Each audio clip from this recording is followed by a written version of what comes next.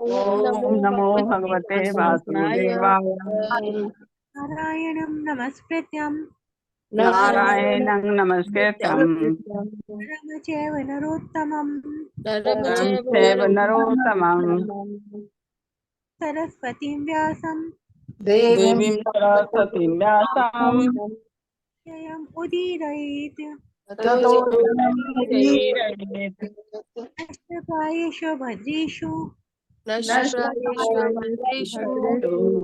नित्यं भागवत सेवया नित्यं भागवत सेवया भवत्युत्तम श्लोके भगवत्तम श्लोके भक्तिनैष्ठिकी भक्तिर्भवति कृष्णाय देवाय कृष्णाय वासुदेवाय देवाय च देवकी नन्दकुमाराय नंदगोपाराय नमो नमः। गोविंदाय नमो नमः। ॐ करोति वाचालं मूकं करोति वाचालं गिरिं अंगुं लंघयते गिरिं यत् कृपातं हम वन्दे यत् कृपातमहं वन्दे माधवम्। परमानंद माधव। हरे कृष्ण। हरे कृष्ण। हरे कृष्णा। धन्यवाद प्रणाम माता जी। दंड प्रणाम। हरे कृष्णा। माता जी दंडवत प्रणाम, सबको दंडवत। कृष्णा प्रभु जी दंडवत प्रणाम। माता जी मंगलाचरण करिए। मंगलाचरण हुए। ॐ अज्ञानतिमिरान्धस्य ज्ञानाञ्जनशलाकया चक्षुरुन्मीलितं तेन येन तस्मै श्रीगुरुवे नमः। श्रीचैतन्यमनोभीष्टं स्थापितं येन भूतले स्वयं रूपं कदा मह्यं ददाति स्वकान्तिकं वन्देऽहं श्रीगुरुं श्रीयुतपदकमलं श्रीगुरून् वैश्वांश श्रीरूपं साग्रजातं सहगण रघुनाथान्वितं तं सजीवं साद्वैतं सावधूतं परिजन सहितं कृष्ण चैतन्य देवम श्री राधा कृष्ण पादान सहगण ललिता श्री विशाखान्वितांशु हे कृष्ण करुणा सिंधु दीन बंधु जगतपति गोपेश गोपिका कांत राधा कांत नमोस्तुते तप्त कांचन गौरांगी राधे वृंदावनीश्वरी विश्वानुसुते देवी प्रणमामि हरिप्रिये वाञ्छाकल्पतरुभ्यश्च कृपा सिन्धुभ्यः एव च पतितानां पावनेभ्यो वैष्णवेभ्यो नमो नमः। नमे ओं विष्णुपादाय कृष्णप्रेष्ठाय भूतले श्रीमते भक्तिवेदान्त स्वामिनिति नामिने नमस्ते सरस्वती देवे गौरवाणी प्रचारिणे निर्विशेष शून्यवादी पाश्चात्यदेशतारिणे जय श्री कृष्ण चैतन्य प्रभु नित्यानंद श्री अद्वैत गदाधर श्रीवासादि और भक्तवृंद हरे कृष्ण कृष्ण कृष्ण हरे हरे हरे राम राम राम हरे हरे। हरे कृष्णा माता जी का नाम सभी को नाम। हरे कृष्णा। थैंक यू गुंजन माता जी, जप करने के लिए और भागवतम प्रेस करने के लिए आपका बहुत बहुत धन्यवाद। आप सभी का हार्दिक अभिनंदन है आज के इस प्रातःकालीन जप सत्र में। अब हम चलते हैं प्रभुपाद जी के कोट की तरफ।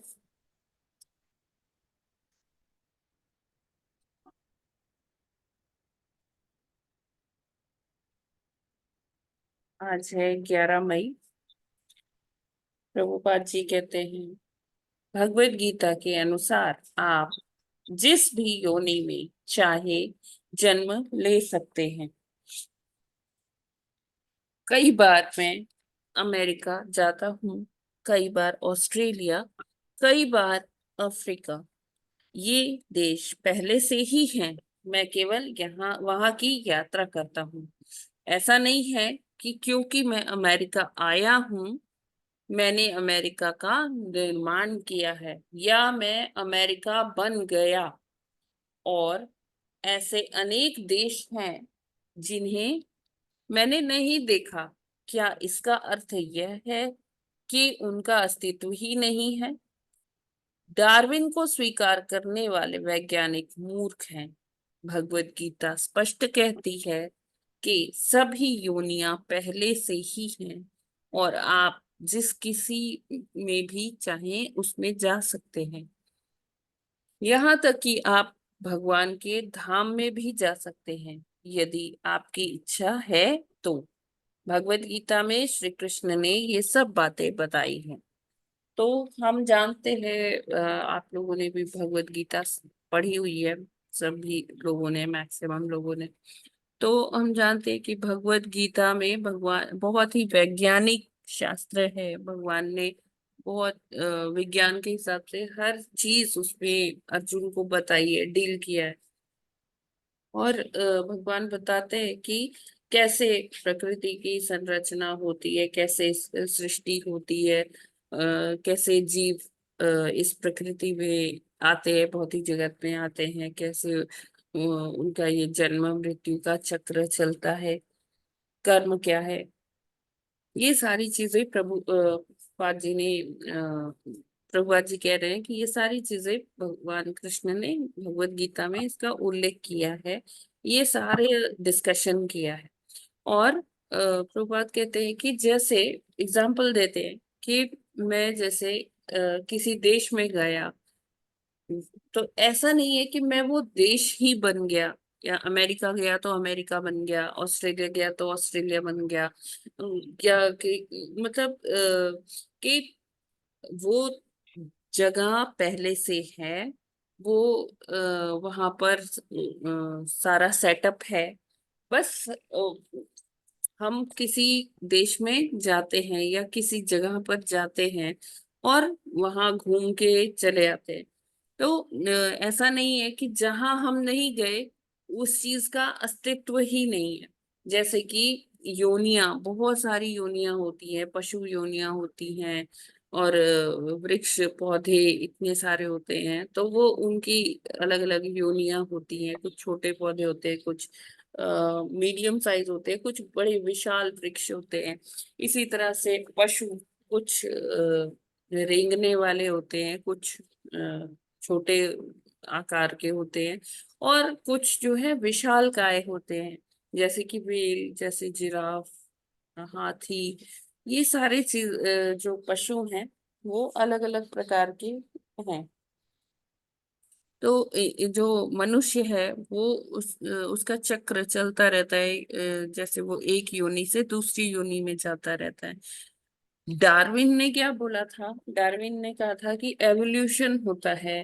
पहले छोटे जो अ, ये बैक्टीरिया, फंगी, ये टाइप के जीव बने, फिर उसमें से और एवोल्यूशन हुआ, फिर धीरे धीरे और बड़े जो जीव हैं वो बने, और उसके बाद जो है वर्टिब्रेट्स, इनवर्टिब्रेट्स, ये उसने बताया कि ये सब स्टेप्स में हो रहा है।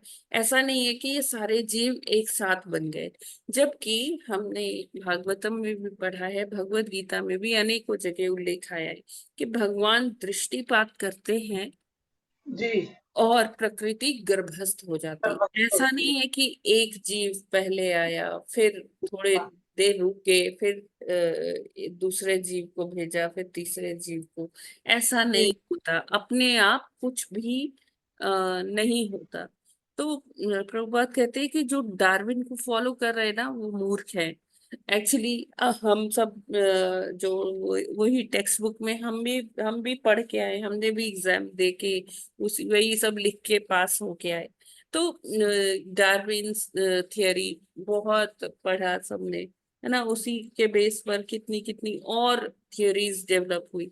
तो प्रभुपाद कहते हैं ये सब मूर्खता है। अगर हम शास्त्र पढ़ेंगे तो हमें पता चलेगा कि किस तरह से ये सृष्टि की संरचना होती। तो जैसे डार्विन थ्योरी को प्रभुपाद जी ने यहाँ खंडन करते हुए तथ्य के साथ समझाया कि हमें क्या करना है। हम भगवान के धाम भी जा सकते हैं। हम कोई, हमारे ऊपर डिपेंड करता है कि हम क्या कर्म कर रहे हैं, और उस कर्म को करते हुए हम किसी भी लोक में जा सकते हैं या किसी भी योनि को प्राप्त कर सकते हैं। तो ये डिपेंड करता है हमारे कर्मों पर, ना कि ये डार्विन्स थ्योरी के अकॉर्डिंग होता है। तो जब हम विज्ञान पर विश्वास करते हैं, विज्ञान वैज्ञानिक तथ्यों को देखते हैं, तब अगर हम उसे शास्त्रों के चक्षु से देखें तो हमें और वो चीजें क्लियर नजर आएगी और वो हमेशा सार्थक रहेगी। जबकि साइंस में क्या है कि अभी आज डार्विन्स की थ्योरी को विज्ञान ने भी नकार दिया है कि ऐसा नहीं हो सकता, है ना। और देखिए विज्ञान क्या है, इवॉल्विंग स्टेट में है, अभी पूरी तरह से सब कुछ पता नहीं, लेकिन हमारे शास्त्रों में सारा कुछ बहुत क्लैरिटी के साथ दिया हुआ है और आगे जाके विज्ञान उसी को मानता है ना। तो हमें चाहिए कि हमारे पास तो ये निधि है, वेदों की निधि है, तो हमें उसके अनुसार, अपने शास्त्रों के अनुसार, अपने गुरु परंपरा से वो ज्ञान अर्जन करना चाहिए और इस तरह से जो है छलावे में नहीं पड़ना चाहिए, भ्रमित नहीं होना चाहिए। और भगवत गीता, भागवतम, ये सबको इन सब के अनुसार ज्ञान प्राप्त करके आधार हमारा सही होना चाहिए, क्योंकि जब आधार सही होगा और तभी हम आगे ग्रो कर पाएंगे, तभी हम आगे स्पष्टता से सारी चीजें समझ पाएंगे। ठीक है, जब हमारा मूल में जब सब सही होगा, नींव सही बनी होगी। हरे कृष्णा। जगत गुरु श्रील प्रभुपाद की जय। हरे कृष्णा। ये हरे कृष्ण। है ना सभी को। जी माता जी बहुत ज्ञान कि आप चाहे तो कोई सी भी योनि में जन्म ले सकते हैं, लेकिन वैसे कर्म होने हों और इच्छा होनी चाहिए और भगवान के धाम भी जा सकते हैं। तो सारा एग्जैक्टली। ही तत्व है माता जी। माता जी एक जगह कहीं सृष्टि का दूसरे कैंटों में आता है, वहां चक्र दिए हुए हैं जन्म के, वो पता नहीं लेकिन क्या है, एक ही समय में है सब क्या है। क्या क्या छोटे क्या जीव, प्रभु जी, चक्र कौन से? जीवों का जन्म जो है हम्म। चक्र में बताया गया है कि पहला चक्र, दूसरा चक्र, तीसरा चक्र, 14वें चक्र तक है वो क्या है कहाँ पे? वो तो माता जी शायद सृष्टि की उत्पत्ति या ऐसा कुछ टॉपिक में है माता जी। ऐसे नहीं, दो है ना भागवतम की आपका। बात कर रहे हैं ना आप? हाँ भागवतम माता जी, भागवतम में ही है, दूसरे में सृष्टि का सृजन जो है ना, इस 14 तरह हाँ, चक्र की। नहीं, 14 लोक हैं प्रभु जी। लोग 14 अच्छा। लोग। 14 अच्छा लोक, माता जी, चलिए है चलिए, ना। हाँ। हमने वो अच्छा। कई बार डिस्कस हम्म। किया हुआ है प्रभु जी कि हाँ सबसे नीचे से शुरू होता है, पाताल लोक है, फिर भूलोक है, भूवर लोक है हाँ ना। माता जी, ठीक है। हाँ तो इस तरह से आगे और उच्च लोक हैं, देवताओं हाँ का स्वर्ग लोक है, हाँ माता जी, ठीक लोक है। है, महर तो लोक है, भक्ति में, सब। हाँ माता जी, तो हाँ यही जी। तत्व हुआ कि भक्ति में रहें तो किसी भी योनि या भगवान के धाम में, किसी भी आध्यात्मिक लोक लोकों में भी में जाया जा जा सकता है। सकते हैं, हाँ। हाँ बहुत अच्छा है। प्रभु जी आप वो पढ़िए, easy journey to another planets. माता जी किसी समय में पढ़ा था 8-10 साल पहले, वो बुक है मेरे अच्छा पास। अच्छा हाँ, अच्छा अच्छा। तो वो भी सारा गीता का ही ज्ञान है उसके अंदर। हाँ हाँ, प्रभुपाद जी ने बहुत अच्छे से उसमें मेंशन किया हुआ है, हाँ अन्य माता जी, वैसे मैं ग्रहों एक बार की सुगम हाँ यात्रा। हाँ, अब मैं वैसे एक बार माता जी पढ़ लूंगा मैं उसको। ठीक है। आज 11वां श्लोक करना है ना? जी माता जी 11वां श्लोक है। जी ठीक है 11वां पढ़ दें। जी। 11वां श्लोक। यथा जले चंद्रमसः कंपादिस्तत्कृतो गुणः दृश्यते असन्नपि दृष्टुरात्मनो अनात्मनो गुणः। हरे कृष्णा। हरे कृष्णा। यथा जले चंद्रमसः कंपादि स्तकृतो ग्रह दृश्यते अस्नपि द्रष्टुरात्मनो अनात्मनो गुणः। हरे कृष्णा। हरे कृष्णा। यथा जले चंद्रमस कंपादि तत्कृत गुणा दृश्यते आसनपि दृष्टयात्मना आत्मना आत्मना गुणा। हरे कृष्ण। हरे कृष्ण। अच्छा बोलिए बोलिए बोलिए माता जी। यथा जले चंद्रमसा कंपादिस्तकृतो गुणः दृश्यते असन्नपि दृष्टरात्मनो अनात्मनो गुणः। हरे कृष्ण। हरे कृष्णा माता जी, सभी को दंडवत प्रणाम। यथा जले चंद्रमसः कंपादिस्तत्कुतो गुणः दृष्टये सन्नपि दुष्टुरात्मनो नात्मनो गुणः। हरे कृष्णा। हरे कृष्णा। यथा जले चंद्रमसः कंपादि अस्तत्कृतो गुणः दृश्यते असन्नपि द्रष्टुरात्मनो अनात्मनो गुणः। हरे कृष्णा। हरे कृष्णा। यथा जले चंद्रमसः कंपादि तत्कृतो गुणः दृश्यते असन्नपि दृष्टुरात्मनो अनात्मनो गुणः। हरे कृष्ण माता जी, दंडवत प्रणाम, सभी को दंडवत प्रणाम। हरे कृष्ण। यथा जले चंद्रमसः कंपादि अस्तिकृतो गुरः दृश्यते सन्नपि द्रष्टुरात्मनो अनात्मनो गुरः।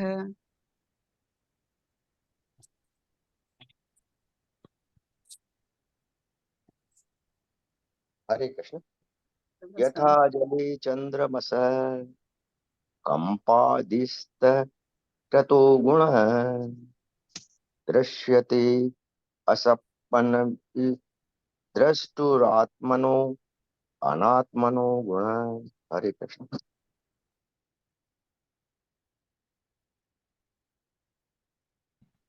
हरे कृष्ण। यथा जले चंद्रमसः कंपादि विस्तृतो गुणः दृश्यते असन्नपि दृष्टुरात्मनः अनात्मनः गुणः। Hare Krishna. Hare Krishna. Thank you so much. शब्दार्थ, अनुवाद और तात्पर्य श्रील प्रभुपाद जी के द्वारा। श्रील प्रभुपाद जी की जय। यथा जिस तरह, जले जल में, चंद्रमसः चंद्रमा का, कंप आदि कंपन इत्यादि, तत्कृतः जल द्वारा किया गया, गुणः गुण, दृश्यते इस तरह दिखता है, असन अपि बिना अस्तित्व के, द्रष्टु दृष्टा का, आत्मना आत्मा का, अनात्मना आत्मा के अतिरिक्त अन्य का, गुण गुण। अनुवाद। जिस तरह जल में प्रतिबिंबित चंद्रमा जल के गुण से संबद्ध होने के कारण देखने वाले को हिलता हुआ प्रतीत होता है, उसी तरह पदार्थ से संबद्ध आत्मा पदार्थ के ही समान प्रतीत होता है।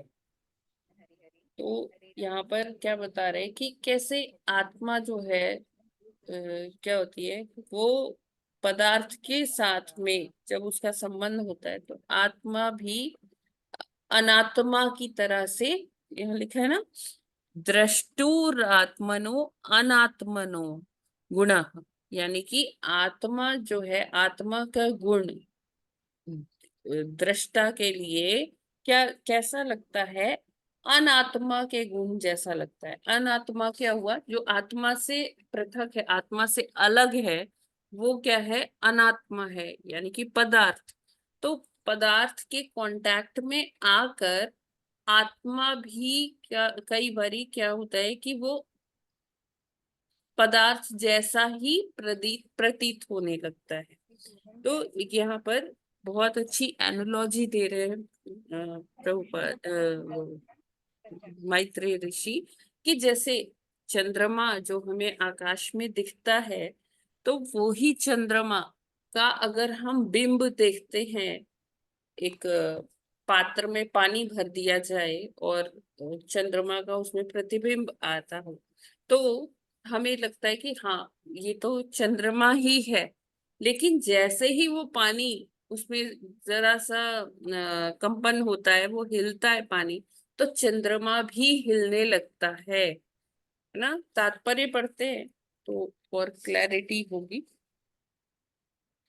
तात्पर्य, परमात्मा या भगवान की तुलना आकाश में चंद्रमा से की गई है और जीवों की तुलना जल में चंद्रमा के प्रतिबिंब से की गई है।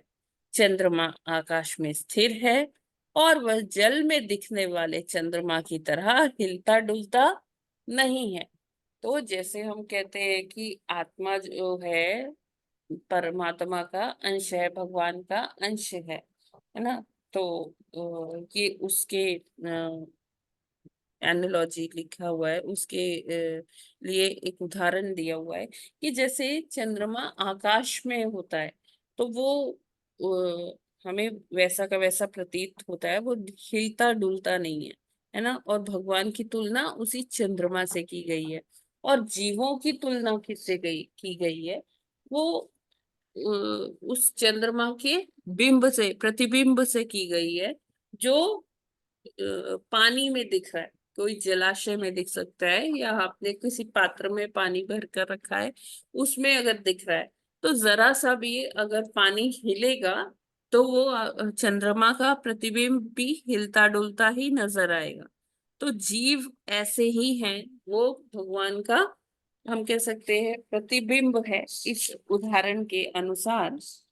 और वस्तुतः आकाश में मूल चंद्रमा की तरह जल में प्रतिबिंबित चंद्रमा को कांपना या हिलना नहीं चाहिए, किंतु जल से संबद्ध होने से प्रतिबिंब हिलता हुआ प्रतीत होता है। यद्यपि वास्तव में चंद्रमा स्थिर है, जल चलता है, किंतु चंद्रमा नहीं चलता। इसी तरह सारे जीव मोह, शोक तथा कष्ट जैसे भौतिक गुणों से कलुषित प्रतीत होते हैं। यद्यपि शुद्ध आत्मा में ऐसे गुण सर्वथा अनुपस्थित होते हैं।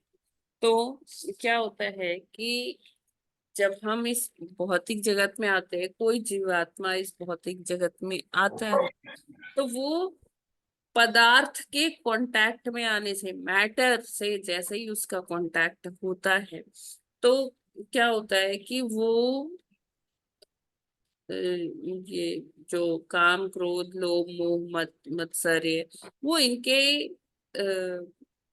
चपेटे में आ ही जाता है।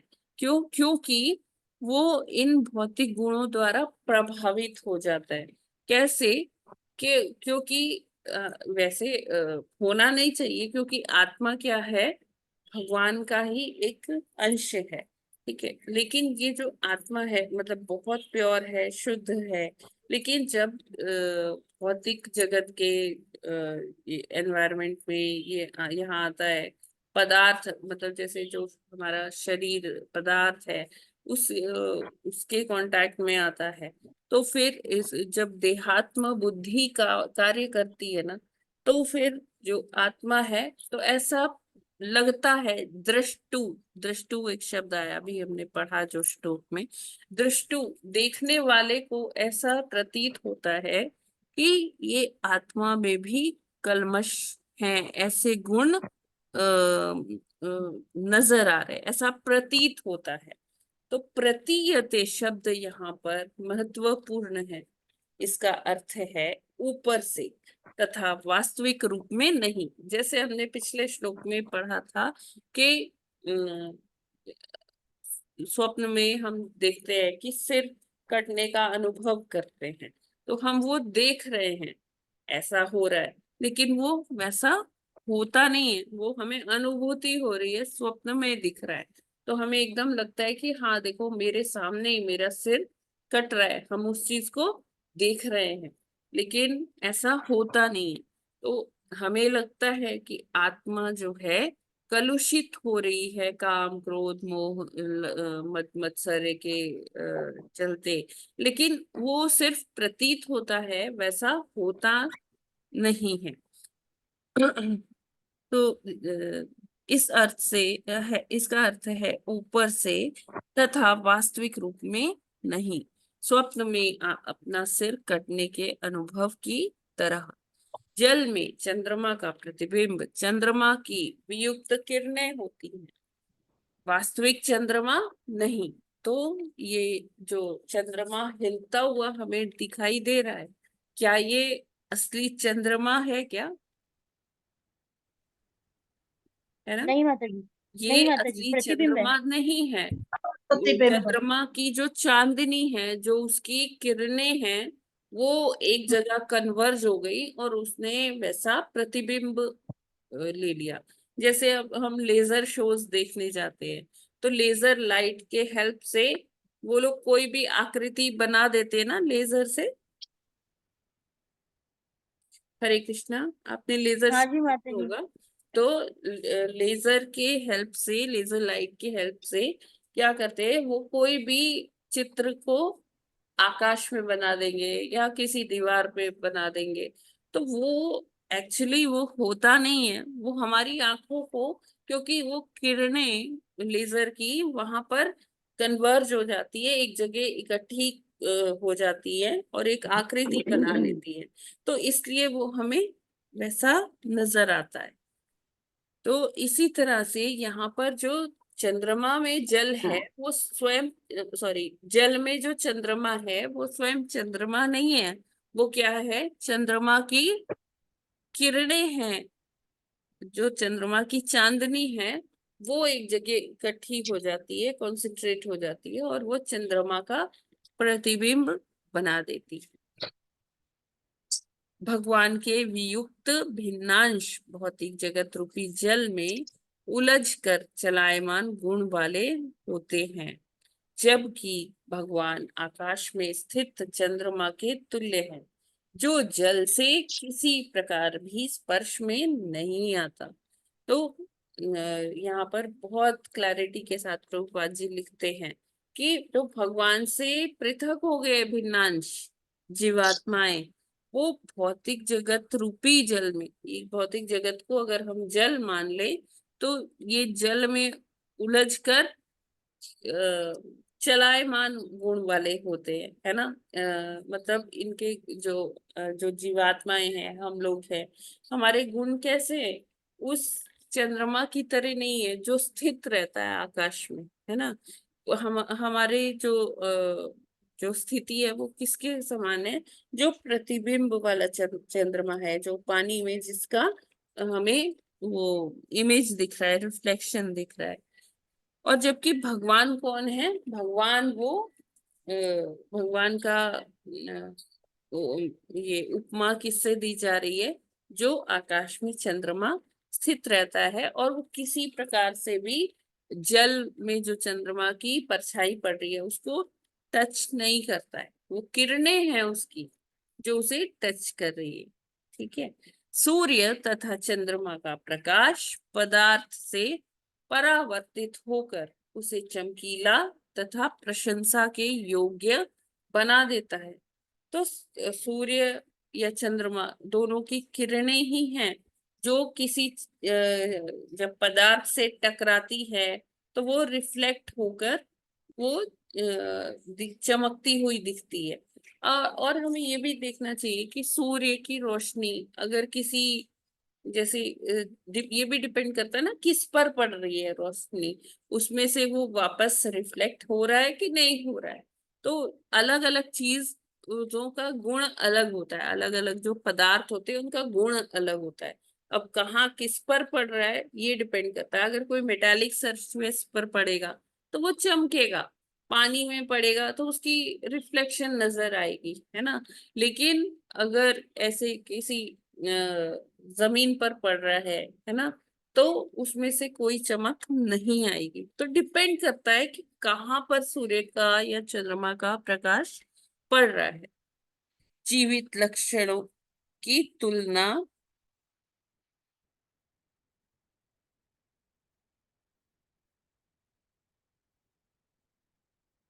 जीवित लक्षणों की तुलना वृक्षों तथा पर्वतों जैसे भौतिक रूपों को प्रकाशित करने वाले सूर्य तथा चंद्रमा के प्रकाश से की जाती है। सूर्य या चंद्रमा के प्रतिबिंब को अल्पज्ञानी असली सूर्य या चंद्रमा मान बैठते हैं और शुद्ध अद्वैत दर्शन इन्हीं विचारों से उपजता है। तो जहां पर ये बताया जाता है, मायावादी जो होते हैं वो क्या करते हैं, वो कहते हैं कि सब कुछ अद्वैत है।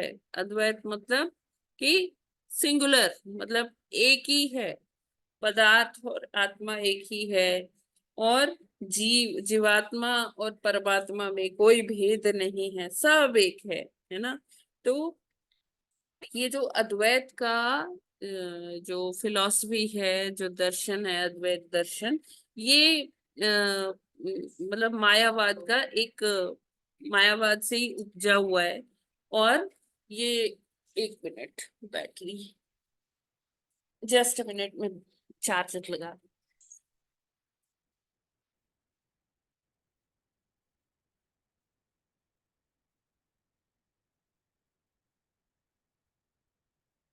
हरे कृष्ण। हाँ जी, तो हम लोग डिस्कस कर रहे थे कि जो अद्वैतवाद है, अद्वैतवाद क्या करता है कि हर चीज को एक ही मानता है, चाहे वो सूर्य हो या सूर्य का बिंब हो, चांद हो या चंद्रमा का हो, वो सबको एक ही मानता है। लेकिन जब मध्वाचार्य जी ने द्वैत का सिद्धांत दिया तो उन्होंने बताया कि ये भिन्न भिन्न भी है और अभिन्न भी है। जब अचिंत्य भेदा भेद का सिद्धांत उन्होंने बताया, तो यहाँ पर द्वैतता तो है ही, क्योंकि हम दोनों को एक नहीं मान सकते कि जो चंद्रमा आकाश में स्थित है और जो चंद्रमा हमें एक पात्र में हमने जल लिया उसमें उसका प्रतिबिंब पड़ रहा है, वो एक हो ही नहीं सकता, उसके गुण अलग अलग हैं, है ना। तो वस्तुतः सूर्य तथा चंद्रमा का प्रकाश स्वयं सूर्य तथा चंद्रमा से भिन्न है, यद्यपि उनमें सदा संबंध बना रहता है। तो भिन्नता तो है ही, लेकिन संबंध बना रहता है।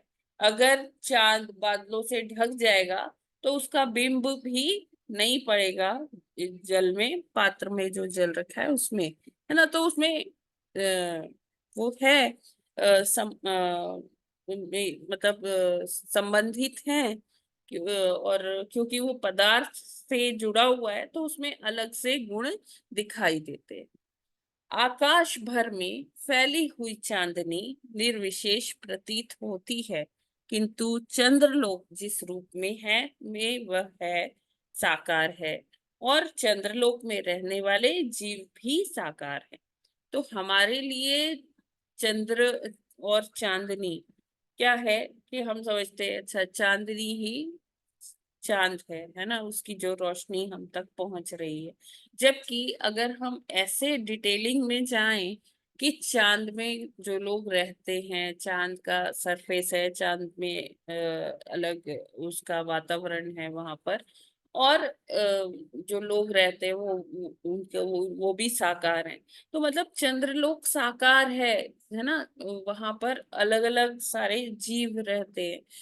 और जो चांदनी है जो अलग हर दिशा में फैली हुई है, चंद्रमा की चांदनी, वो क्या है, निर्विशेष है, उसका कोई आकार नहीं है।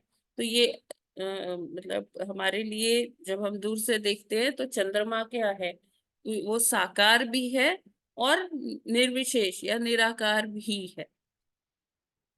ये क्लियर हो रहा है? हरे कृष्णा। हरे कृष्णा। एक तो चंद्रमा के बारे में थोड़ा थोड़ा ये जी साकार जी भी है, निर्विकार भी है। जी। तो ये निर्विकार शब्द जो है इसमें समझ में नहीं आया।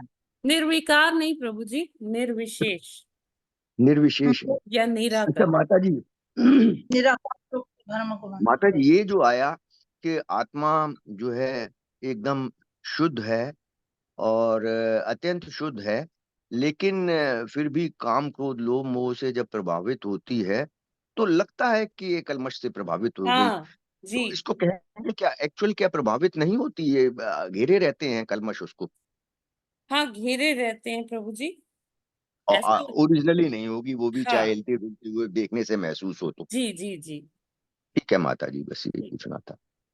चंद्रमा की किरणों में विभिन्न भौतिक वस्तुएं कम या अधिक महत्वपूर्ण प्रतीत होती हैं। ताजमहल पर चंद्रमा का प्रकाश या चांदनी निर्जन स्थान में उसी प्रकाश की अपेक्षा अधिक सुंदर लगता है। जब चांदनी ताजमहल पर पड़ती है या किसी ऐसी बिल्डिंग पर पड़ती है जो वैसे जो इस चांदनी को रिफ्लेक्ट करती है, तो क्या होगा, वो चीज ज्यादा सुंदर लगेगी, बजाय कि उसके जो उस चांदनी को रिफ्लेक्ट नहीं कर पा रहा है जो सरफेस, है ना। तो ये भी डिपेंड करता है कि चंद्रमा की चांदनी कहाँ पर पड़ रही है, प्रकाश कहाँ पर पड़ रहा है ना। तो कुछ चीजें आपको अधिक सुंदर लगेगी, कुछ चीजें आपको नहीं, उतनी सुंदर नहीं लगेगी।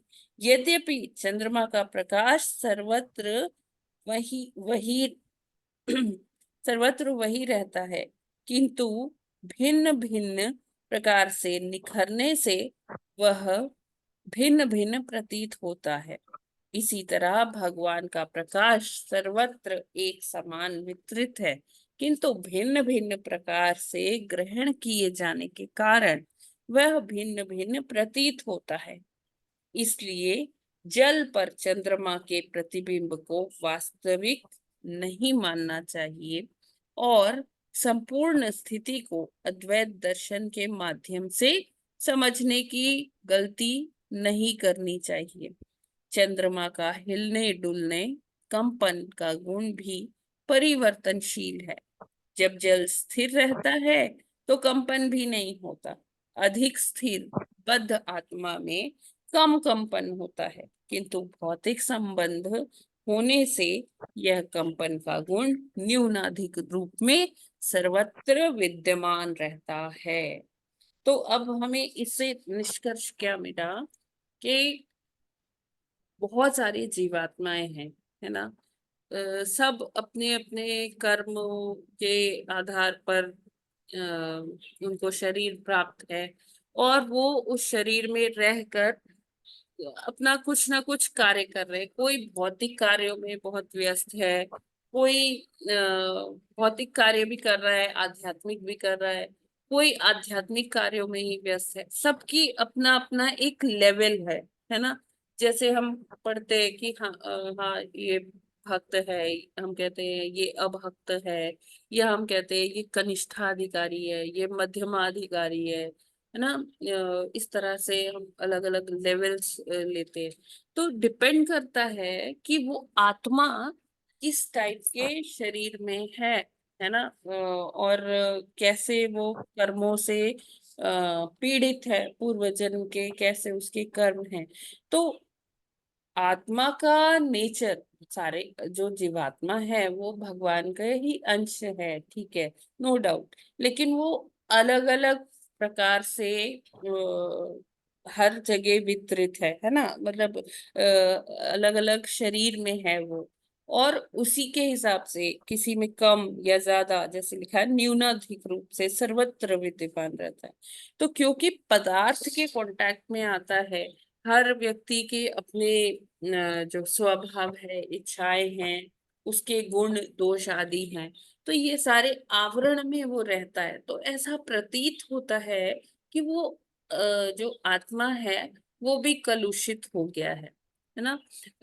अब देखिए, जो लोग रियलाइज्ड सोल है, जिनको जैसे आत्मा साक्षात्कार हो गया, तो उनको द्वैत से कोई फर्क नहीं पड़ता कि गर्मी है या सर्दी है, या सुख आ रहा है कि दुख आ रहा है, उनका अभावों का जीवन है या उनको उनके पास सारी फैसिलिटीज है, उससे उनको कोई भी फर्क नहीं पड़ता।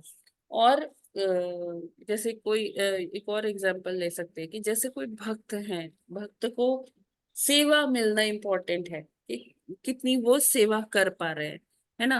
अब उन्हें चाहे व्यास आसन पर बैठकर कथा कथा कहने को कह दिया जाए, या उनको जूठे बर्तन मांजने को दे दिए जाए। उनके लिए क्या है, सेवा है, उसमें कोई फर्क नहीं है। वो इस चीज में कुछ फर्क नहीं करेंगे, अरे मेरे को जूठे बर्तन मांजने को दे दिए और उसको कथा कहने को दे दी सेवा सेवा। तो मैं क्या निकृष्ट हूँ क्या? क्या मुझे कुछ पता नहीं है क्या? क्या मैं लेक्चर नहीं दे सकता क्या? उन भक्त के लिए दोनों सेवा में कोई अंतर ही नहीं होगा, ठीक है। लेकिन जो नॉर्मल है, मतलब जिसको, जो भक्ति में नहीं है, जिसको ये तत्व ज्ञान नहीं है, तो उसको इस चीज से बड़ा फर्क पड़ेगा। अरे देखो, मेरे को उन्होंने, प्रभु जी ने मेरे को बर्तन मांजने में लगा दिया। मैंने क्या किया? मेरे अंदर क्या कोई काबिलियत नहीं है क्या? वो इसको अलग तरह से लेगा। और एक जो रियलाइज सोल है वो सेवा को अलग ढंग से लेगा, है ना। तो डिपेंड करता है कि कोई किस अवस्था में है ना। और जो जैसे अभी इसमें मैत्री मुनि ने चंद्रमा का एग्जाम्पल देकर, यहाँ उदाहरण देकर समझाया है कि जो पात्र में चंद्रमा है वो केवल क्या है, किरणों के इकट्ठे होने से वो बिंब बना हुआ है, ठीक है, वो असली का नहीं है।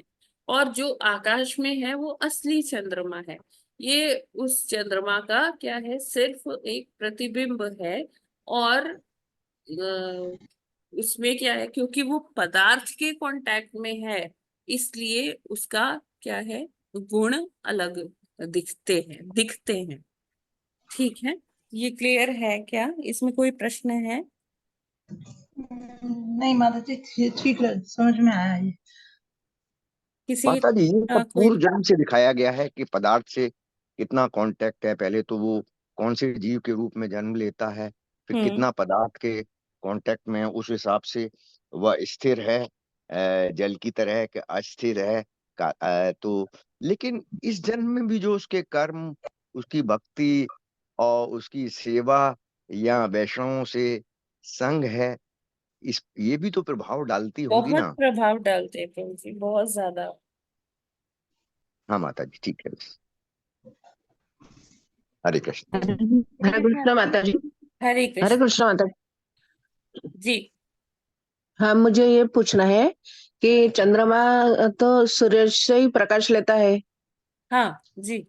तो सूरज तो दिन में रहता 12 घंटे, फिर रात को तो सूरज रहता ही नहीं है, तो चंद्रमा को प्रकाश को मतलब कैसे मिलता है? ओ, तो देखिए, हमें सूरज सूरज नहीं दिख रहा ना, चंद्रमा को तो हाँ। दिखता ही है ना। तो जब सूरज अच्छा। दूसरे गोलार्ध में होता है, तो सूर्य की हाँ। किरणें चंद्रमा तक तो पहुंचती ही है, वो ही रिफ्लेक्ट होके हमें दिखती है। जब हमारे गोलार्ध में सूर्य आ जाता है, तो दूसरे हाँ। गोलार्ध में चंद्रमा दिखता है। अच्छा। और चंद्र और चंद्रमा चांदनी में कैसे कैसे क्रिएट होती चांदनी? माता जी, किरणें निकलती है जब, जैसे बल्ब है, जब आप स्विच हाँ। ऑन करते हो तो हाँ। बल्ब अलग है। बल्ब पहले भी लगा हाँ। था, लेकिन जब आपने स्विच हाँ। ऑन किया तो उसकी हाँ। जो किरणें हैं वो दूर दूर तक हाँ, फैली, उजाला। हाँ। है ना। तो बल्ब उजाला गया। बल्ब का हाँ। अपना हाँ। आकार है, ठीक है। जी। बल्ब हाँ। का अपना आकार है, लेकिन उससे जो हाँ। निकली हुई बल्ब की रोशनी है, उस हाँ। रोशनी, वो रोशनी कैसी है, निराकार है। वो आपके रूम हाँ। के हर कोने में पहुंच रही है। जी। तो इसी नहीं, तरह जैसे से, चंद्र का प्रकाश तो सब दूर जा रहा होगा, फिर कहीं कहीं चमकता क्यों है ऐसा? हाँ, तो ये डिपेंड करता है कि चंद्रमा का प्रकाश किस चीज पर पड़ रहा है। अगर आप अच्छा। चंद्रमा का प्रकाश कोई धातु पर हो, मान लीजिए आपके पास हाँ। एक हाँ। थाली है ना, हाँ। हाँ। चांदी की थाली है या सोने की थाली है, अब उस पे हाँ। प्रकाश पड़ेगा तो वो थाली चमकेगी ना, हाँ। हो। ठीक है। अगर यही हाँ। प्रकाश एक पत्थर पर पड़ रहा है, हाँ। तो वो लेकिन पत्थर नहीं चमकेगा। पर अवकाश में रहते हैं क्या ये सब चीजें? क्या चीज? एनवायरनमेंट में ये सब चीजें रहती है क्या, चंद्रमा के इर्द गिर्द? नहीं नहीं, चंद्रमा का हाँ। जब हम कह रहे हैं, जब पृथ्वी पर जब उसकी रोशनी अच्छा, आ रही है। हाँ, नहीं पर चांदनी तो अपने को आसमान में ही दिखती है। अरे पृथ्वी पर चांदनी नहीं दिखती है क्या? पृथ्वी पर भी तो पृथ्वी उसका रोशनी दिखता है ना माता जी। पृथ्वी से अपन आसमान में देखते हैं तब चांदनी दिखती, चांदनिया। अरे वो चांदनी का प्रकाश तो हमारे तक भी आता है ना माता जी। हाँ, अब हमारे तक अमावस आता है। अमावस की रात में आपको कुछ नहीं दिखता है, लेकिन हाँ, पूर्णिमा की रात में आपको धरती पर सब कुछ क्लियर दिखता है। हाँ, नहीं मुझे ये समझना है कि हाँ अपन आसमान में दिखते हैं तो जो जगह जगह जो चांदनियां दिखती है वो क्या है? माता जी, वो प्रकाश ही है ना चंद्रमा का। अच्छा, नहीं तो फिर ऐसे जैसे कुछ डिस्टेंस डिस्टेंस में दिखती है ना, वो सब दूर नहीं दिखती। तो जिस पे हाँ। प्रकाश पड़ता है वो चमकता है, तो वो चीजें आसमान में हम्म। रहती है क्या, ये बोल रही, ये पूछ रही मैं। नहीं नहीं माता जी, जो हम जी, लोग चीजें हैं वो तो हमारी इस धरती पर ही है। ठीक हाँ, है ना, बल्कि आकाश में हाँ, तो जब पूर्णिमा का चांद होता है तो तारे कम हाँ, नजर आते हैं। क्यों? क्योंकि हाँ, तारों हाँ, का प्रकाश कम हो जाता है ना चंद्रमा के आगे। हाँ, ठीक है, लेकिन यहाँ जो प्रभुपाद बात कर रहे हैं कि जैसे ताजमहल पर चांदनी पड़ी, ताजमहल हाँ, और सुंदर दिखने लगता है। हाँ, ठीक है ना। तो ये जो हाँ, चांदनी हमारी धरती पर आ रही है, धरती पर अलग अलग ऑब्जेक्ट्स है, उस पे हाँ, जब ये चांदनी पड़ रही है तो वो लोग हाँ। अपना अलग अलग गुण दिखाते हैं। कोई अधिक सुंदर लगता है, कोई कम सुंदर लगता है। मतलब पृथ्वी पर जो किस चीज चांदनी के तो ऊपर एक प्रकाश आता जैसी है है। हाँ, तो चांदनी उसका रिफ्लेक्शन है, ये ऐसा कह रहा है क्या? उसके चांदनी के थ्रू रिफ्लेक्शन पानी में पड़ रहा है ना माता जी। अच्छा, ठीक है, देखिए चांदनी हर जगह पड़ती है, उसकी प्रकाश चंद्रमा की जो चांदनी है वो प्रकाश हाँ, हर जगह पड़ता है। लेकिन हाँ, अलग अलग जो चीजें हैं वो अपने हाँ, गुण के हिसाब से कितना वो चांदनी को परावर्तित करते हैं, उसके हिसाब से जी वो कम ज्यादा जी चमकते हैं। यहाँ पर बताया गया है जैसे जो बद्धात्माएं हैं, तो हम्म, कोई ज्यादा रियलाइज है कि कोई ज्यादा आध्यात्मिक है, कोई कम आध्यात्मिक है, उसके हम्म, हिसाब से ना वो उनमें ये गुण दोष नजर आते हैं। कोई किसी हम्म, है ना। हाँ, ठीक है, ये तो समझ में भगवान आ तो गया। एक जैसा हम्म, ही सबको दे रहे हैं, अपना सच्चिदानंद का अंश, लेकिन हम्म, उसमें से कोई जीव बहुत आध्यात्मिक प्रगति कर लेता है, कोई कम कर हम्म। पाता है। मतलब ऐसा है, ये चंद्रमा और चांदनी का उदाहरण देके भगवान और भगवान के अंश को समझाया है, ऐसा? हाँ यस माता जी। ओके। ठीक है माता हरे जी। कृष्ण माता जी। इसका मतलब यही होगा कि जो जितने आध्यात्मिक ज्ञान से आच्छादित है वो उसका चमकेगा। प्रतिबिंब जो जैसे पानी में चंद्रमा से है वो इतना ही स्थिर होगा, और जितना जो कम है वो स्थिर कम होगा। अच्छा जी। स्थिर रहने के लिए ये जरूरी है कि आध्यात्मिक ज्ञान को ग्रहण करें, ताकि आत्मा पदार्थ के साथ कम से कम संबंधित रहकर स्थित प्रतीत हो। यही हुआ माता जी। जी जी जी बिल्कुल। जी बिल्कुल। ऐसा भी कह सकते हैं कि जिसने भगवान के गुण को वो किया, अर्जित किया, मतलब जितना उस भगवान के पास गए कोई भी व्यक्ति, वो ज्यादा चमकेगा, ऐसा ही। हाँ माता जी कह सकते हैं जी। हरे कृष्ण माता जी। माता जी, हरे कृष्ण। तो दंडवत प्रणाम माता जी, सभी माताओं को प्रभु जी को दंडवत प्रणाम। माता जी, बस इसमें ये वाली बात आ रही है। मीनाक्षी माता जी बहुत स्लो वॉइस आ रही हाँ, है। अब आ रही है माता जी हाँ आवाज? अब आ रही है जी। तो माता जी, इसमें एक बात ये वाली आ रही है कि डिफरेंट है ना, जीव है, कुछ आध्यात्मिक स्तर उनका ऊपर है, कुछ उनका नहीं है, कुछ हाँ भौतिकता में ही लगे हैं। तो यानी जितनी शुद्धता होगी उतना ही आप अच्छा रिफ्लेक्ट करोगे, आई थिंक सो। बिल्कुल बिल्कुल। तो जैसे गुरु महाराज जी हैं, गुरु महाराज जी का स्तर बहुत अलग है एज कम्पेयर टू अपन सबके। हम्म। बिल्कुल। तो पर माता जी अगर उनके गुरु महाराज जी के कंपैरिजन में अपन इसको देखें तो गुरु महाराज जी का व्यवहार तो सबके लिए एक जैसा था, हम्म। पर कुछ लोग उनके बहुत पास थे हम्म। और हमारे जैसे लोग उनके दर्शन भी नहीं कर पाए माता जी। हाँ जी, बिल्कुल बिल्कुल, एकदम सही माता जी, आपने एकदम सही समझा। तो माता जी ये शुद्धता का स्तर है क्या? क्या? ये शुद्धता का स्तर है कि जो अच्छे शुद्ध थे ज्यादा वो उनके पास ज्यादा जा पाए और हम लोग शुद्ध नहीं थे तो हम नहीं जा पाए।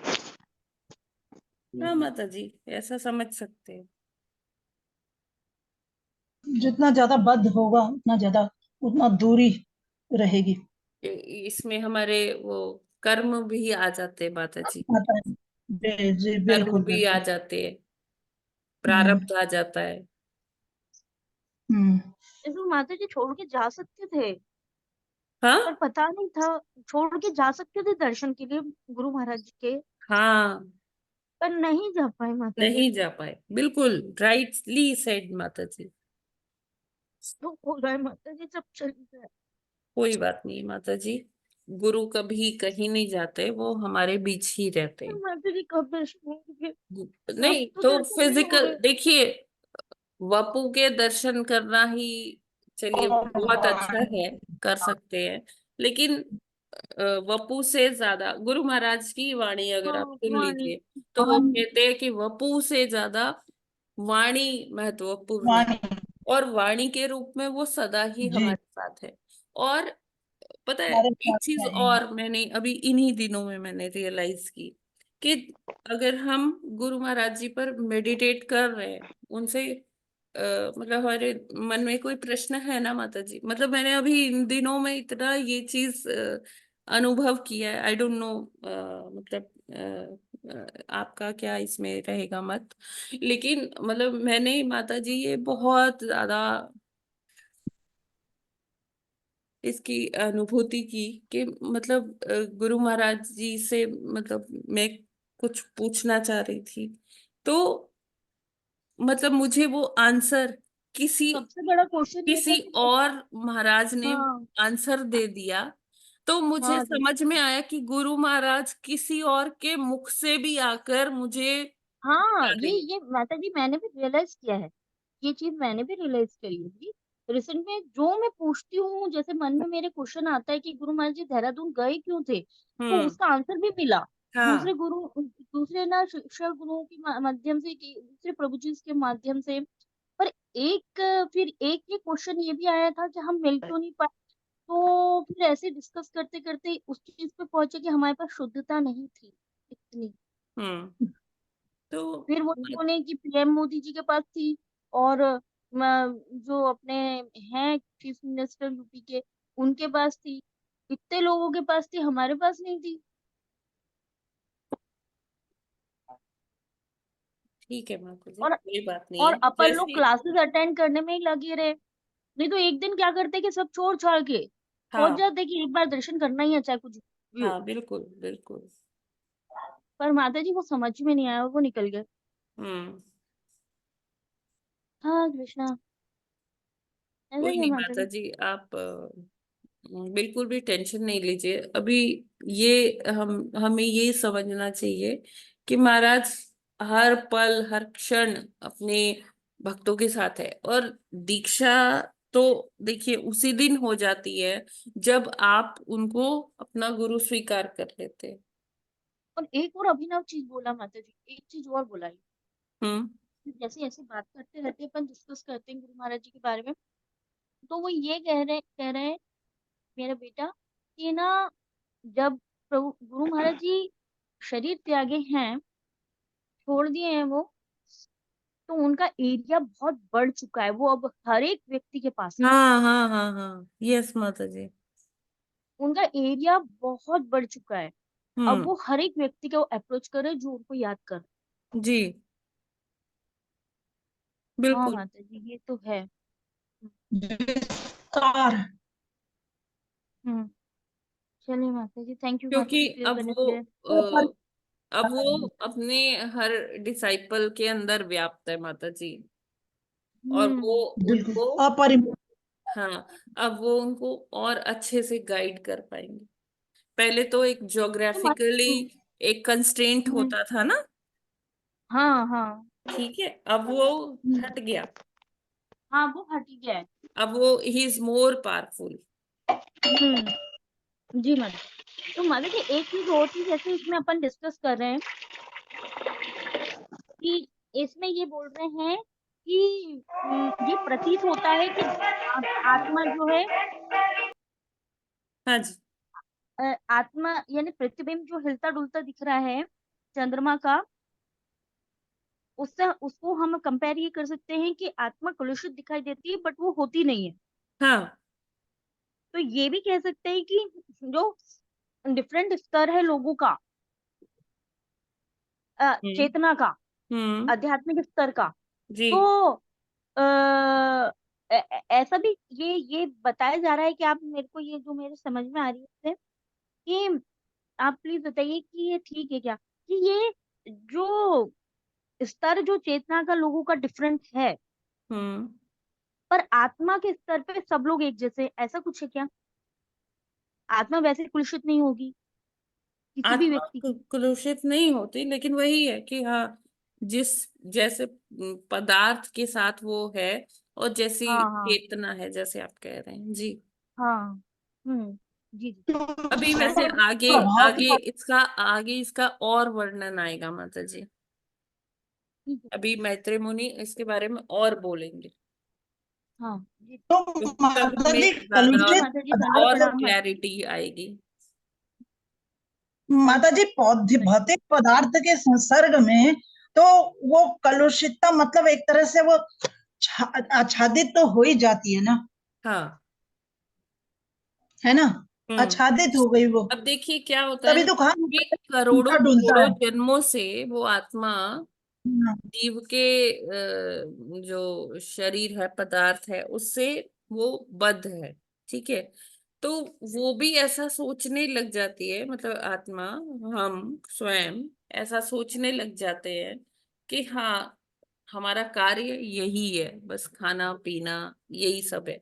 तो वो देहात्म बुद्धि इतनी हावी हो जाती है कि फिर वो आत्मा को इतने टाइम से शरीरों में रहते रहते लगता है कि हाँ, यहीं रहना है, यहीं पर कार्य करना है। वो उसको मतलब जब वो ये शरीर छोड़ती है ना, तो उसको थोड़ा अटैचमेंट फील होता है कि हाँ, ये तो मेरा था ना।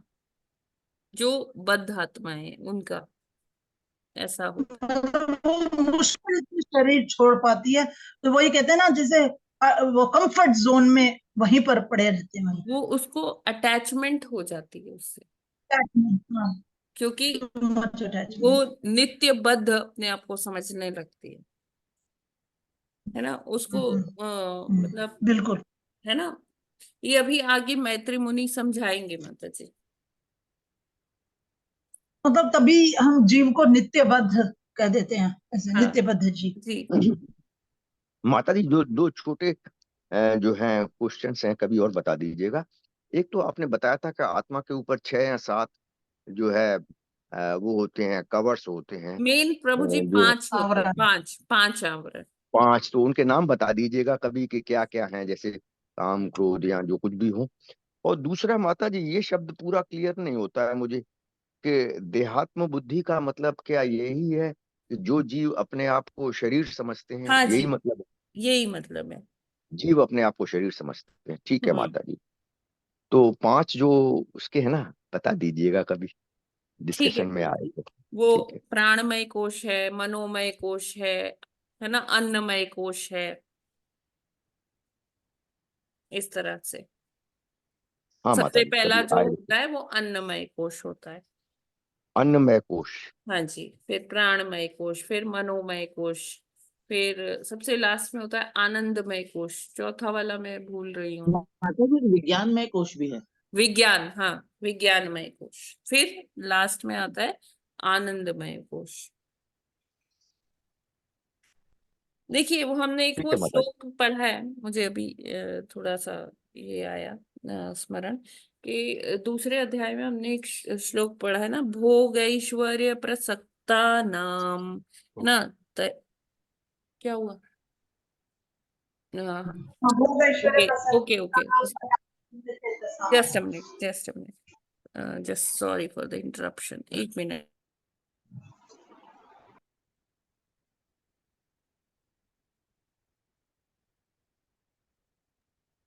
यस, हरे कृष्ण।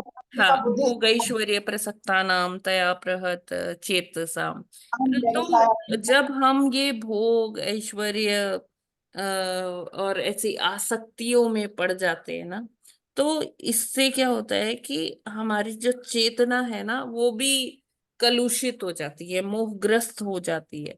और यही हमें क्या बनाती है, बद्ध बनाती है, नित्य बद्ध बनाती है। तो हमें इससे निकलना पड़ेगा, भोग ऐश्वर्य प्रसक्ता नाम से।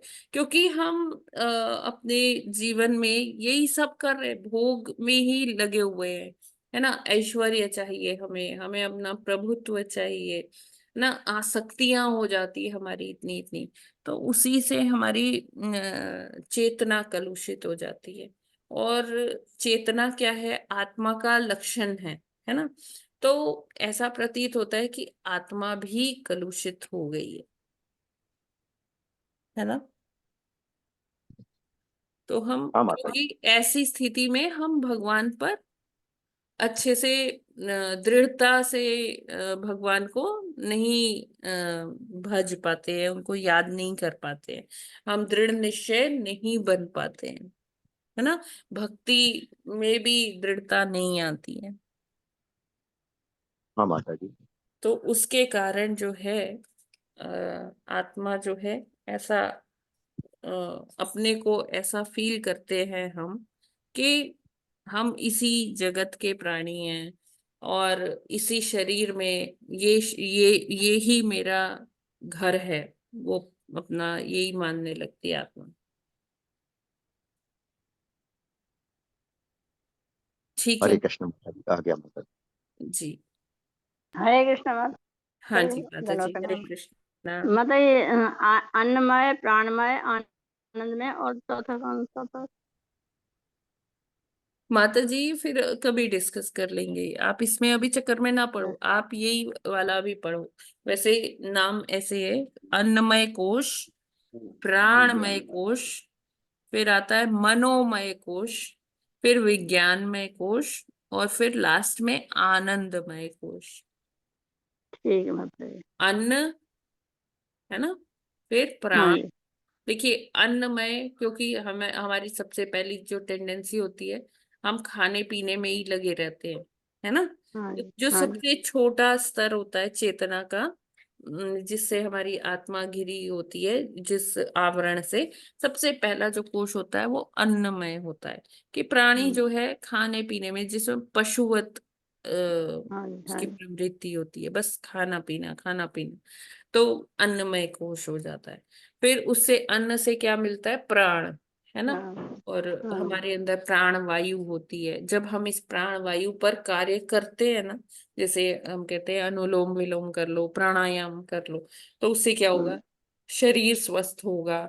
और उससे क्या होता है, अगर उसे और अच्छे से किया जाए, तो उससे अगर हम प्राण वायु को अच्छे से कंट्रोल कर पाते हैं, तो हमारी जो वो कहते हैं ना कुंडलिनी शक्ति, वो जागृत हो जाती है, हमारे चक्र सब एक्टिवेट हो सकते हैं। ये अष्टांग योग वाले अध्याय में जैसे हमने पढ़ा था। फिर जब हम इससे ऊपर आते हैं तो हम अपने मन को देख सकते हैं, मनोमय कोश आता है। तो जब हमारा इंद्रियां और मन कंट्रोल हो जाएगा, तो हम आध्यात्मिक पथ पे और आगे बढ़ जाएंगे। फिर आता है विज्ञानमय कोश। विज्ञानमय कोश अभी हम, जिसे सांख्य दर्शन है या इस तरह का दर्शन है, हम उसमें जाकर और आध्यात्मिक उन्नति प्राप्त कर सकते हैं, ज्ञान प्राप्त कर सकते हैं, का भगवान के बारे में और समझ पाते हैं, है ना। फिर जब भगवान को समझ लिए, भगवान का सारा मतलब हमने जान लिया, तो लास्ट में क्या आता है, आनंदमय को। आनंद। जब हाँ जी। भगवान मिल गए, आनंद। ठीक है ना, तो उनका हाँ जी। साक्षात्कार हो गया, तो क्या होगा, आनंद हो हाँ जी। जाएगा ना। आनंद आनंद। तो इस तरह से है ये। ठीक है माता जी, धन्यवाद। हरे कृष्ण माता जी। हरे कृष्णा। यस माता जी। हाँ, मुझे ये समझ में नहीं आया। नित्य मुक्त, मुक्त, नित्य मुक्त, हाँ बद्ध और नित्य बद्ध, इसमें थोड़ा सा अंतर स्पष्ट कर दीजिए एक एक लाइन में। देखिए, नित्य मुक्त वो है जो हमेशा से मुक्त है, चाहे वो इस भौतिक जगत में भी आते हैं तो वो हाँ तब भी मुक्त ही होते हैं, जो नित्य मुक्त आत्माएं होती है। यानी कि जी। वो कभी भी बद्धावस्था में नहीं आएगी। जैसे हम्म, हमारे संत महात्मा आते हैं, भगवान जी उनको भेजते हैं, तो उनका कोई हाँ पहले प्रारब्ध नहीं होता है ना, हाँ, कि वो वो भोगने के कल्याण के लिए लिए आते हैं। वो आए हैं। वो भोगने हाँ के लिए नहीं आए, वो भगवान के द्वारा उनको सेवा मिली है। जैसे प्रभुपाद जी आए तो उनको हाँ सेवा हाँ मिली कि आप जाओ, हाँ प्रचार करो, लोगों को भक्ति हाँ। से जोड़ो। तो अच्छा। उनका कोई प्रारब्ध नहीं था कि उनको वो भोगने के लिए आना था। अभी जाने को चाह था जी ना, जी ठीक है। तो जी। ऐसे अभी हाँ लोग, जाने को ऐसे चाह था जो ना, खाना बात भगवान नहीं के बनाया था। परिकर होते हैं, वो कौन होते हैं? वो नित्य मुक्त होते हैं। ठीक है। और जो बद्ध है, बद्ध कौन है? जो बद्ध आत्माएं हैं, लेकिन वो प्रगति करती, आध्यात्मिक प्रगति करते हैं, तो वो फिर बद्ध से मुक्त होने की अवस्था में जा सकते हैं। और जो नित्य बद्ध है, यानी कि वो कभी मुक्त हुए ही नहीं, वो शुरू से ही वो कैसे है, बद्धावस्था में ही है, और वो अभी भी बद्धावस्था में ही चल रहे हैं। हाँ, अगर इन पर कोई अहेतु की कृपा हो जाती है तब ये मुक्त हो सकते हैं। ठीक है माता जी। सीमा माता जी, हरे कृष्णा। सीमा माता जी चले गई क्या? हरे कृष्णा। बद्ध लोग कैसे लेते हैं, बद्ध आत्मा? बद्ध आत्मा, वही मैंने बताया ना कि बद्ध आत्मा आध्यात्मिक प्रगति करके मुक्त होने की अवस्था में जा सकता है। अच्छा अच्छा अच्छा। और नित्य बद्ध कभी कोशिश ही नहीं करते आगे जाने की, वो ऐसा हाँ, ही? वो काफी टाइम से ऐसे ही है। हाँ, बस हाँ अगर उन पर अहेतु की कृपा हो गई भगवान की, हाँ तब वो अच्छा, मुक्त में जा सकते हैं, नहीं तो वो हाँ बद्ध अवस्था में ही घूमते रहते हैं। अच्छा। अब अपन लोग किस स्थिति में आ गए दीदी, माता जी? माता जी, हम लोग तो अभी, मतलब मैं अपनी बात कर रही हूँ, नित्य बद्ध से बद्ध, नित्य है बद्ध ना? ही है। हाँ अच्छा, नित्य बद्ध ही है। हाँ। ओके, ठीक ठीक है माता जी। जी। हरे कृष्णा। हरे कृष्णा माता जी। और कोई माता प्रश्न? जी, हरे हाँ कृष्ण। जी। आपने कहा कि हम लोग नित्यबद्ध हैं, लेकिन शास्त्रों में मैंने भगवत कहा गीता मैं में अपनी भी। बात कर रही हूँ प्रभु जी, मैं हाँ अपनी बात माता कर जी। रही हूँ। हाँ हाँ। वैसे शास्त्र में तो जो आया है, जो कृष्ण भक्ति में इन्वॉल्व होते हैं, दो तीन जगह पे आया है। वो जो है, उनके पूर्व जन्म के पाप जो हैं नष्ट हो जाते हैं, और हम्म वो आध्यात्मिक मार्ग की ओर अग्रसर होते हैं। और हम्म। कहीं कहीं तो ये भी आया है कि वे भौतिक नहीं है, वो आध्यात्मिक हैं। ऐसा भी आया है वर्ड माता जी, जो अब तात्पर्य जो होता है ना प्रभु उसमें जी, आया है। क्या हम भक्ति कर पा रहे हैं? प्रश्न तो ये उठता अच्छा, ठीक है। है ना, प्रश्न तो ये उठता है। लेकिन वैष्णवों की कृपा, प्रभुपाद जी का आश्रय, ये ही हमारे लिए ये सहारा है। वरना हम क्या भक्ति कर पा रहे? कुछ भी नहीं कर पा रहे हैं प्रभु जी। ठीक है ना। हाँ, लेकिन हाँ ये माता जी। सहारा है कि हाँ, प्रभुपाद जी का आश्रय प्राप्त हैं हम लोग, तो एक ना एक दिन तो ठिकाने लग ही जाएंगे। हम्म, हाँ। हरे कृष्णा माता जी। जी जी। माता जी, और माता जी, भगवान श्री कृष्ण ने भी कहा है, जो है जैसे अर्जुन से ही कहा था कि हाँ वर्डिंग्स थोड़े से डिफरेंट होंगे, कि मेरी शरण में आओ, मेरी हाँ। भक्ति में आओ, मुझे ही तो नमस्कार करो, वही तो मेरे प्रॉब्लम शिष्य है बनो। प्रभु जी, यही तो तो हमारी तो अर्जुन, हम प्रॉब्लम अर्जुन यही है, नहीं बन हम पा रहे हैं ना। शरणागति कर ही नहीं पा रहे ना। हम थोड़ी अच्छा, देर के लिए मतलब अर्जुन। शरणागति करते हैं, फिर जो है, फिर हमारी देहात्म बुद्धि कार्य करने लगती है।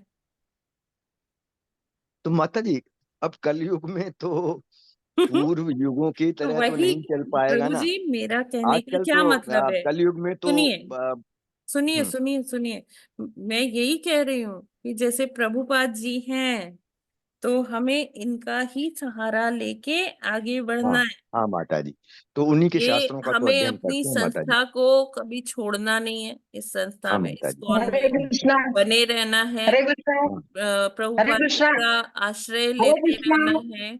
और इसी हरे को जब हम इसी आश्रय में रहेंगे और हाँ साथ माता जी। में भक्तों के चलते रहेंगे, तब हाँ हमें ये मिल सकता है भगवान हाँ माता की जी, जीवन की संस्था सर्वोच्च के सिद्धि। प्रभुपाद जी के सानिध्य में रहेंगे। और माता जी, और कलयुग में ये भी तो बताया गया है आचार्यों द्वारा कि भगवान नाम रूप में है। तो नाम रूप में सब वैष्णव लोग आपके संस्था से जुड़े हुए सुबह नाम रूप का की भक्ति में तो इन्वॉल्व है ना।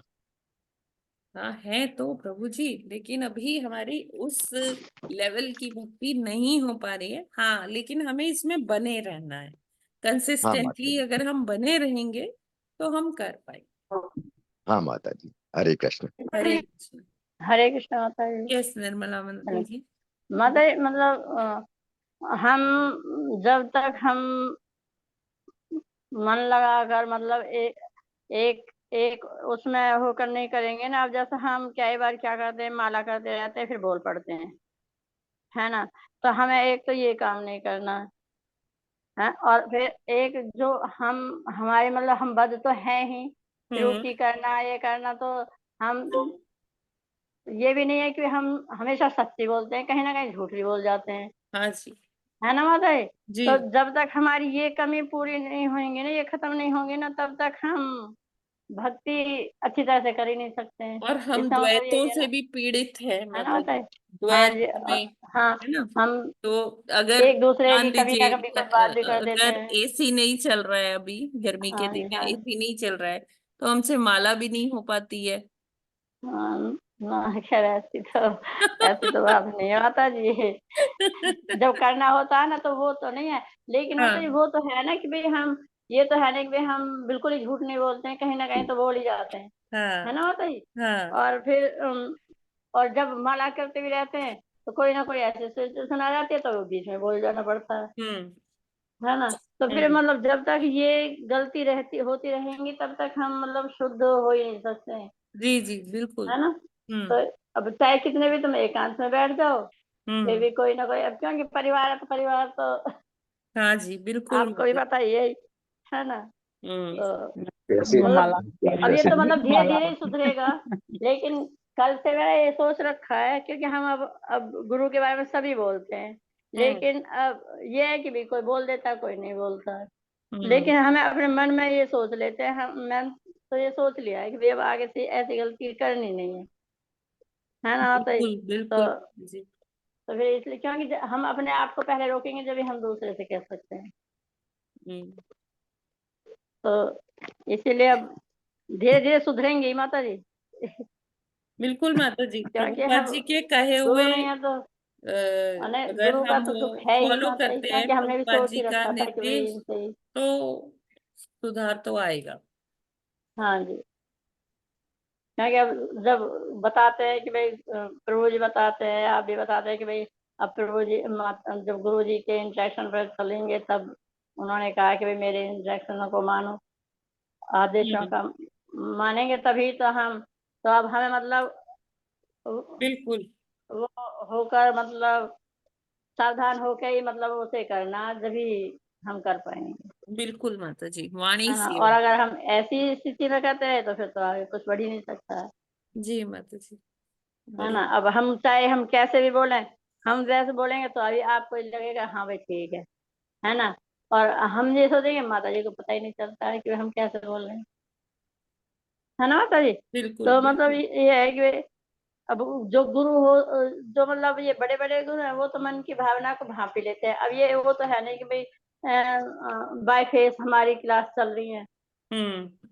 तो इससे मतलब बहुत फर्क पड़ता है। जो मतलब एकदम आमने सामने क्लास चले और उस पर, जी। अब कई बार तो ऐसा होता है भाई चला दी क्लास और हम काम भी कर रहे हैं और सुन भी रहे हैं, तो वो फिर दोनों काम ना एक साथ होने पड़ते हैं अच्छी तरह से। बिल्कुल। लेकिन कई बारी ऐसी समस्या भी हो जाती, करना भी पड़ता है।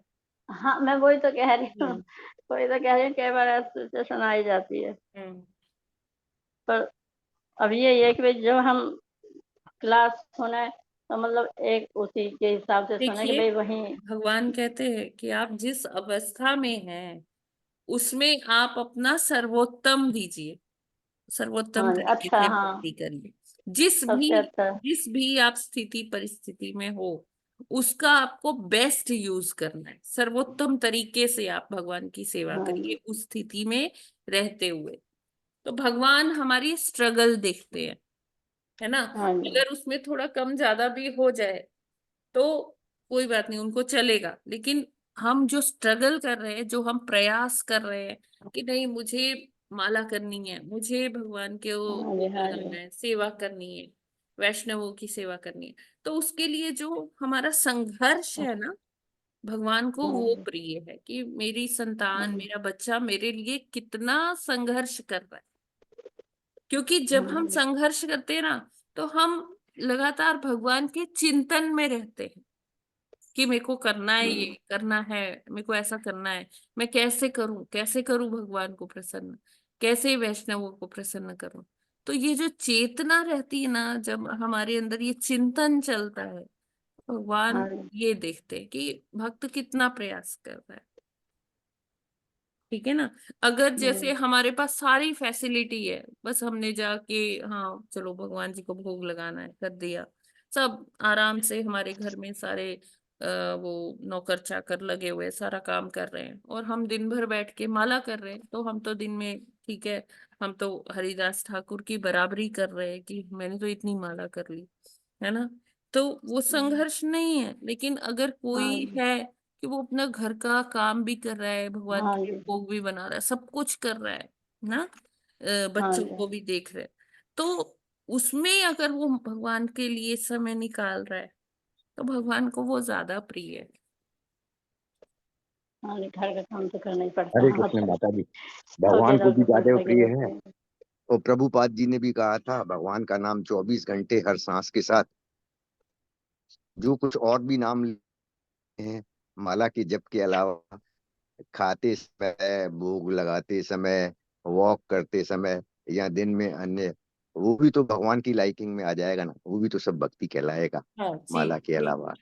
हमें सब हरे सेवा भी कृष्ण। करनी है। हाँ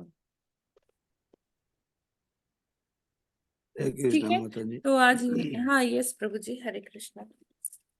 हाँ जी माता जी, जैसे कि रामायण में लिखा हुआ है कि काम क्रोध मद लोभ, हम्म, ना काम क्रोध मद लोभ सब नाथ नरक के पंथ। हम्म। तो हम तो भक्ति या माला के बारे में खूब बात करते हैं, लेकिन हमें तो ये 5 को हमारे अंदर जो विकार है, इससे तो हम मुक्ति पा ही नहीं पाते हैं।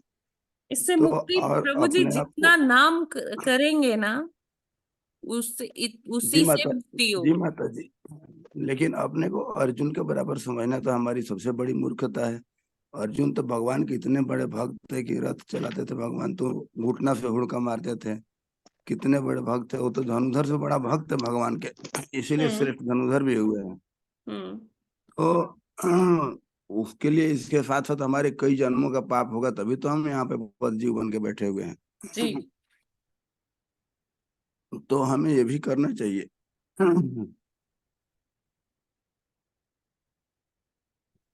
हरे कृष्णा। हाँ प्रभु जी जी, माता जी, आपने क्या कहा, हमें क्या करना चाहिए? मतलब काम क्रोध मद लोभ में भी तो मुक्ति पाना चाहिए ना माता जी हमें। नहीं, मुक्ति तभी तो कैसे भक्ति का पाएंगे? असली नाम स्वरूप। लेकर ही पाएंगे प्रभु जी। नाम से ही, नाम ही ये सारी चीजें दूर करेगा। हम कुछ अलग से जी प्रयास माता कर ही नहीं सकते। जी माता जी, वो तो कर रहे हैं, लेकिन अपने आप को अर्जुन के बराबर नहीं समझना चाहिए ना कि भगवान एक बार नाम लेने से सारा मुक्त कर देंगे। टाइम लगेगा ना माता जी। हाँ, धैर्य रखना पड़ेगा। जी माता जी। अर्जुन ने भी प्रभु जी धैर्य रखा था, उसका जीवन में बहुत कष्ट थे। जी माता जी, अर्जुन कई जन्मों से भगवान के भक्त थे। हम्म। हरे कृष्णा माता जी। हरे कृष्णा। माता जी, जैसे प्रभु जी ने अभी बताया कि मतलब काम क्रोध लोभ जो है इससे भी हमको बचना होगा। तो वैसे तो देखिए भागवतम में जो लिखा हुआ है तो उसमें तो ये लिखा है कि हम इन चीजों से बच तो नहीं सकते हैं, लेकिन अगर इन चीजों को डाइवर्ट कर दें प्रभु की भक्ति में, जैसे काम है, अगर काम से संतान उत्पन्न हो रहा है तो उसको प्रभु की भक्ति में लगाएं। क्रोध अगर आ रहा है तो प्रभु की निंदा हो रही है तो उस पर हम वहां पर क्रोध करें जो है कि आप ऐसा नहीं कर सकते हैं। अब हम मतलब उस पे क्रोध जताएं कि प्रभु के बारे में कोई भी अनाप शनाप ये चीजें। माता जी, ये रियलाइजेशन हमें तभी होगी जब हम शुद्ध नाम ले पाएंगे। और लोभ, जैसे अगर लोभ है, मान लीजिए हम पैसे की लालच कर रहे हैं किसी चीज की, तो प्रभु की भक्ति में वो अगर सब उसको ठीक है माता जी, वो सब आई एग्री, लेकिन ये स्तर तभी आएगा जब हम नाम करेंगे। तो मोस्ट इम्पोर्टेंट हम कितना नाम कर रहे हैं और कितना क्वालिटी से नाम ले माता जी रहे हैं, मेरा ये मतलब था कि तभी इन चीज हमें ये रियलाइजेशन आ पाएगी। जी ये माता जी सारी चीजों को देखिए, हनुमान जी है, हनुमान जी प्रत्यक्ष ये इसके उदाहरण थे। उन्होंने अपने क्रोध को कैसे भगवान की सेवा में लगाया, है ना। और जो उनको रास्ते में, जब वो समुद्र के रास्ते जा रहे थे लंका, तो उनको इन सब के दर्शन हुए, है ना। सुरसा के रूप में, सिंहिका के रूप में, ये जो ये ईर्ष्या है, सिंहिका किसकी द्योतक है, ईर्ष्या की, है ना। मैनाक पर्वत ये क्या है, ये अलग है, मतलब ये सारे जो काम क्रोध लोभ मद मत्सर ये सारे उनके रास्ते